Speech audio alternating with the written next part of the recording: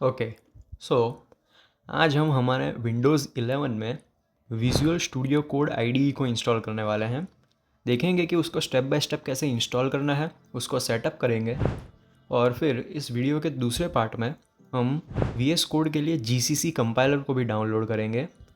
वो एक कंपाइलर है जो आपको सी या फिर सी प्लस प्लस के कोड रन करने के लिए बहुत ही ज़्यादा हेल्पफुल होगा। तो दोनों का आज की इस वीडियो में हम स्टेप बाय स्टेप डाउनलोड करेंगे। तो चलिए प्रोसेस को शुरू करते हैं।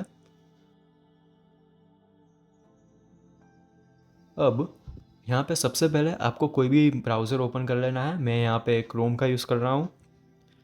अब यहाँ पे जो सर्च बार है आपको वहाँ पे टाइप करना है VS स्पेस कोड और फिर इसको एंटर कर देना है।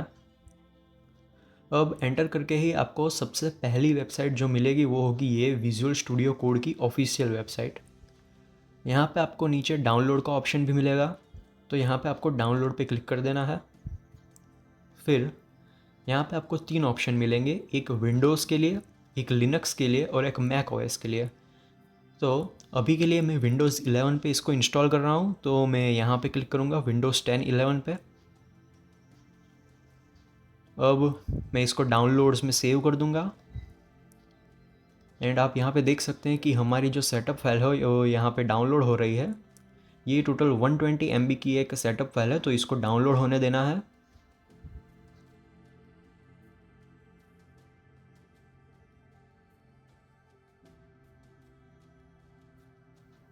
ओके, सो अब यहाँ पे हमारी सेटअप फाइल डाउनलोड हो चुकी है, तो अब हमें इस फाइल पे डबल क्लिक करना है यहाँ से। अब जैसे हम इस पर डबल क्लिक करेंगे, यहाँ पे एक विजुअल स्टूडियो कोड के सेटअप का एक बॉक्स ओपन होगा। ये कुछ उसके लाइसेंस एंड एग्रीमेंट है, वो आप पढ़ सकते हैं या फिर उसको स्किप भी कर सकते हैं। हमारा काम यहाँ पे नीचे है। यहाँ पे आपको 2 ऑप्शन मिलेंगे, इस पर डिफ़ॉल्ट चेक होगा। अब हमें ये आई एक्सेप्ट द एग्रीमेंट इस पर क्लिक कर देना है। यहाँ पे इस पर क्लिक करने के बाद यहाँ पे नेक्स्ट पे क्लिक करना है और ये हमारा पाथ है कि जहाँ पे हम इसको इंस्टॉल कर रहे हैं। अगर आपको कोई दूसरी जगह पे करना हो तो आप यहाँ से ब्राउज़ पे सिलेक्ट करके कहीं पे भी इसको डाउनलोड कर सकते हैं, लेकिन अभी के लिए मैं इसको सी ड्राइव में ही डाउनलोड करूँगा। तो इसके बाद हमें नेक्स्ट पे क्लिक करना है, फिर नेक्स्ट पे, अगेन नेक्स्ट एंड इसको लास्ट में इंस्टॉल पे क्लिक कर देंगे। अब यहाँ पे हमारा जो विजुअल स्टूडियो कोड है वो ऑटोमेटिक इंस्टॉल होना स्टार्ट हो जाएगा। तो तब तक के लिए हमें वेट करना है।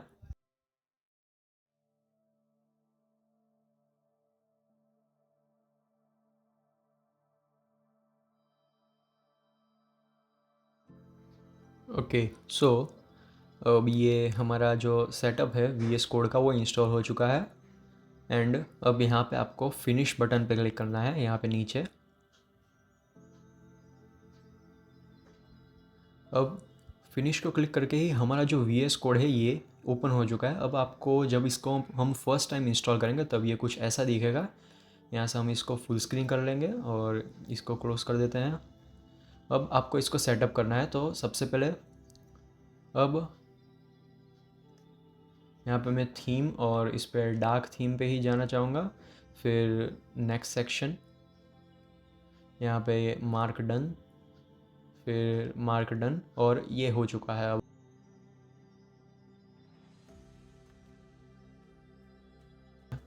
अब अगर आपको कोई थीम डाउनलोड करनी हो तो ये साइड में हमें जो लेफ़्ट साइड में ये जो 5 बटन्स दिख रहे हैं उसमें लास्ट वाला है एक्सटेंशंस। यहाँ से आप अपनी मर्ज़ी की कोई भी थीम डाउनलोड कर सकते हैं। जैसे कि अभी मैं एक थीम डाउनलोड करूँगा एंड इस पर ट्रस्ट पब्लिशर एंड इंस्टॉल, और ये यहाँ पे डाउनलोड हो गई। अब इसके बाद मैं यहाँ से इसको ये थीम सिलेक्ट करता हूँ एंड हाँ बस हो गया। सो ये था हमारा विजुअल स्टूडियो कोड का सेटअप। अब ये जो लास्ट पार्ट था थीम वाला वो आप स्किप भी कर सकते हैं, लेकिन अगर आपको थीम या फिर कोई भी एक्सटेंशन डाउनलोड करना हो तो आप वो यहाँ से कर सकते हैं। अब इस वीडियो का सेकंड पार्ट जो कि होगा हमारे VS कोड के लिए GCC कंपाइलर को इंस्टॉल करना। तो इस कंपाइलर को इंस्टॉल करने के लिए सबसे पहले हम जाएंगे एक्सटेंशंस में, फिर यहाँ पे ये जो सर्च बार है यहाँ पे लिखेंगे C/C++ प्लस प्लस। एंड यहाँ पे आपको पहला ही एक्सटेंशन मिलेगा C++ का, जो कि माइक्रोसॉफ्ट का ऑफिशियल एक्सटेंशन है। अब यहाँ पे आपको इधर इंस्टॉल पे क्लिक कर लेना है।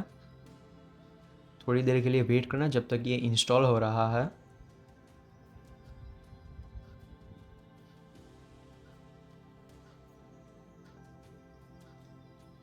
ओके, सो यहाँ पे अब हमारा जो C और C++ का जो एक्सटेंशन है वो यहाँ पे डाउनलोड हो गया है। अब इसके बाद यहाँ पे हमारा VS कोड का काम अभी के लिए ख़त्म हो गया है, तो हम इसको क्लोज़ कर देंगे। अब वापस हमें हमारे क्रोम ब्राउज़र पे आ जाना है।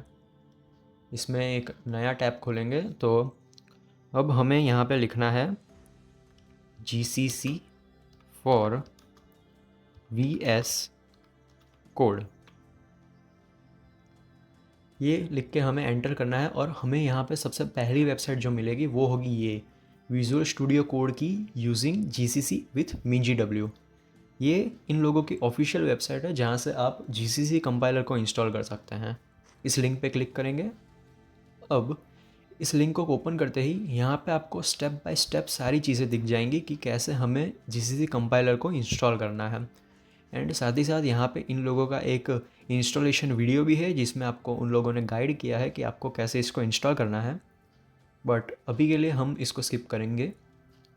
तो हमारा काम यहाँ है, ये जो फर्स्ट पॉइंट है यहाँ पे इस लिंक को क्लिक करना है, direct link to the installer. तो यहाँ पे क्लिक करना है। ये क्लिक करते ही हमारी एक सेटअप फाइल डाउनलोड होगी, उसको हमें सेव कर देना है। अब जब तक ये डाउनलोड हो रही है तब तक थोड़ी देर के लिए वेट कर लेना है।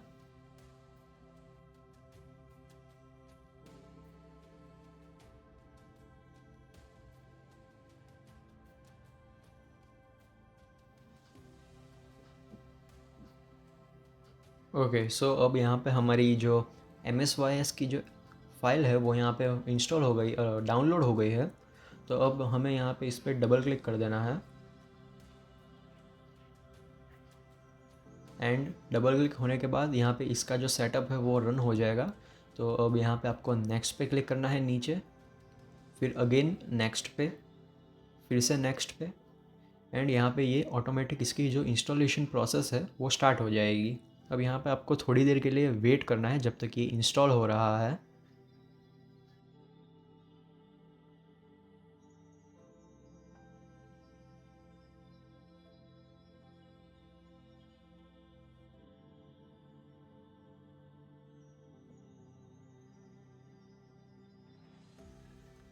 ओके, सो अब यहाँ पे ये इंस्टॉल हो चुका है एंड यहाँ पे हमें नीचे फिनिश पे क्लिक कर देना है।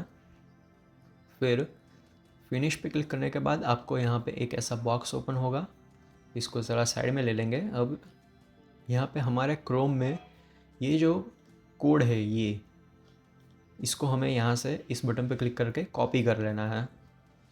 यहाँ से कॉपी किया, फिर वापस से हमारे उस बॉक्स में जाना है, यहाँ पे हमें पेस्ट पे क्लिक करना है और फिर एंटर। अब यहाँ पे आपको फिर से एंटर दबाना है एंड ये लंबी लिस्ट दिखाने के बाद आपको यहाँ पे दो ऑप्शन मिलेंगे, प्रोसीड विथ इंस्टॉलेशन, Y या N। तो यहाँ पे आपको Y पे क्लिक करना है और फिर एंटर दबाना है। अब जैसे ही आप एंटर दबाएंगे आपका ये एक एक करके हर एक फ़ाइल डाउनलोड होने लगेगी। तो जब तक ये डाउनलोड हो रही है तब तक थोड़ा वेट कर लीजिएगा क्योंकि ये प्रोसेस थोड़ा लंबा चलेगा।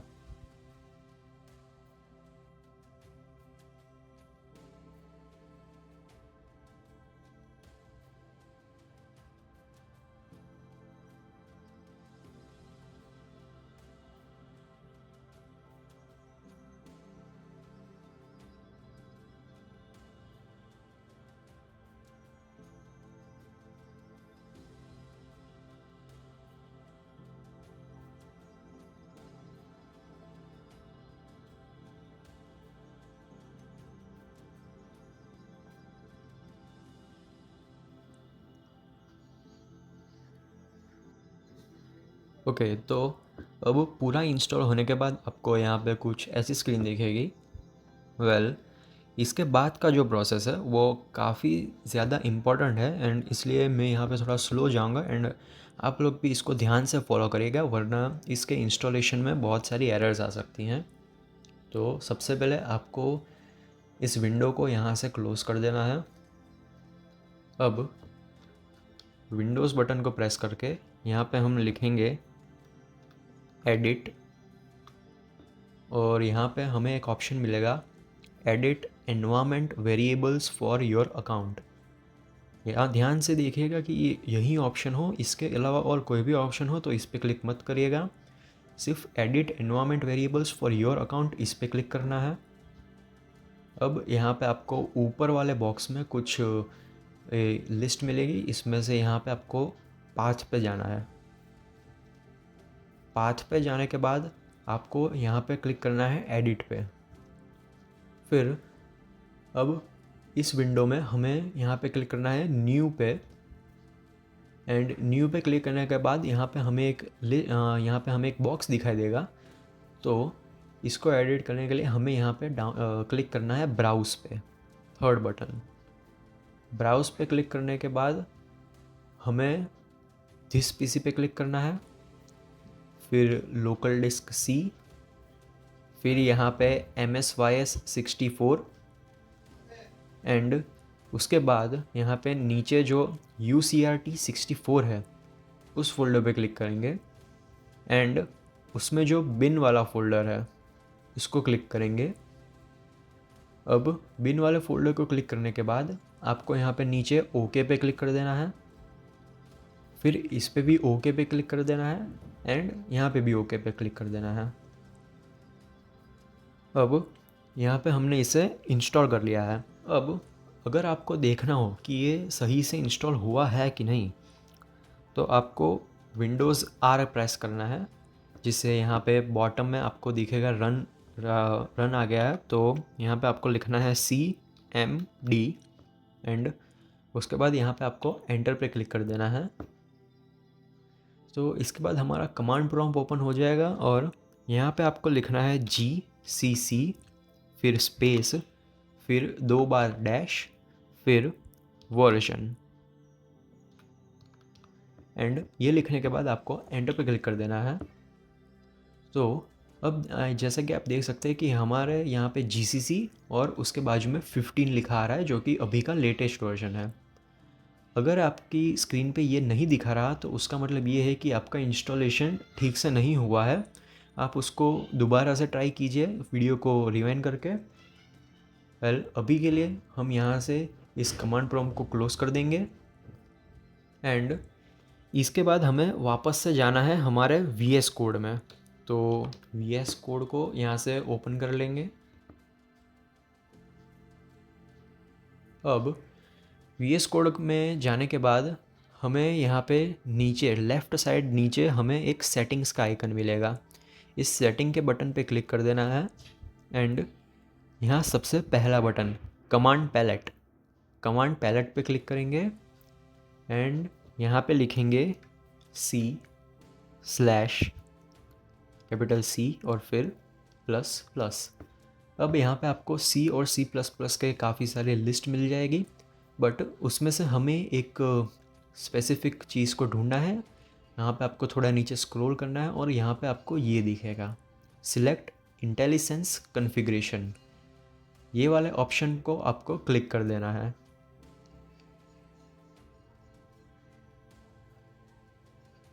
एंड उसको क्लिक करने के बाद यहाँ पे एक और बॉक्स ओपन होगा एंड इसमें भी कुछ लिस्ट होगी। यहाँ पे आपको सबसे पहला दिखेगा यूज़ GCC.exe, यहाँ पे आपको इसको क्लिक कर देना है एंड इसी के साथ आपका ये एक GCC कंपाइलर भी इंस्टॉल हो चुका है। अब इसको एक बार टेस्ट करके देखते हैं कि ये काम कर रहा है कि नहीं। यहाँ पे सबसे पहले टर्मिनल, फिर न्यू टर्मिनल एंड यहाँ पे लिखते हैं GCC फाइल का नेम और फिर उसका एक्सटेंशन C। अब यहाँ पे हमें कोई एरर नहीं दिखी और साथ ही साथ हमारी जो exe फाइल है वो भी क्रिएट हो गई। इसका मतलब जो हमारा कंपाइलर है वो सही से वर्क कर रहा है। तो हम यहाँ पे हमारी exe फाइल को भी रन करके देखेंगे। एंटर, एंड ये रहा हमारी जो exe फाइल है वो सक्सेसफुली रन हो रही है। तो हम कह सकते हैं कि यहाँ से हमारा जो GCC का जो कंपाइलर है वो सक्सेसफुली इंस्टॉल हो चुका है। तो आज के इस वीडियो में हमने VS कोड को स्टेप बाय स्टेप इंस्टॉल किया एंड साथ ही साथ GCC कंपाइलर को भी स्टेप बाय स्टेप इंस्टॉल किया। आई होप कि आपका भी इंस्टॉलेशन साथ ही साथ परफेक्टली हुआ हो। अगर आपको कोई डाउट आ रहा है तो नीचे कमेंट सेक्शन में कह देना।